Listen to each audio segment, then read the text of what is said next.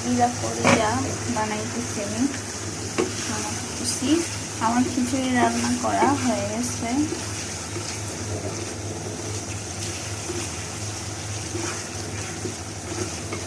ভালো করে কষাইতেছি।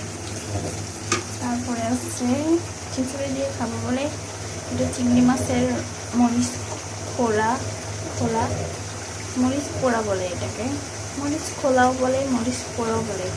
এটা হচ্ছে পাট শাক শুকাইয়া তারপরে মরিচ রসুন দিয়ে ডালে এটা পাট শাকের মরিচ খোলা।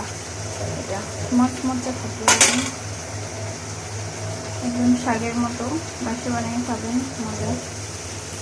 তারপর হচ্ছে আমার খিচুড়িটা হয়ে গেছে।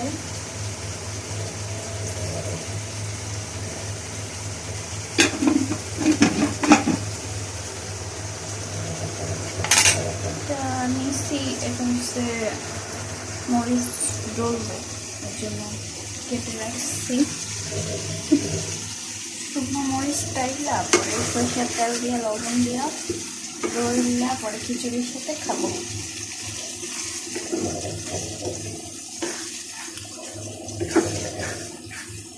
ভালোভাবে যতক্ষণ কষাইবেন ততক্ষণ মজা, না কষাইলে বেশি মজা হয় না। জাস্ট কষানো হবে, কষা কষা থাকবে, ছোট থাকবে, মাখা মাখা চলবে। আর আলু দিইনি, সবসময় আলু খাইতে ভালো লাগে না।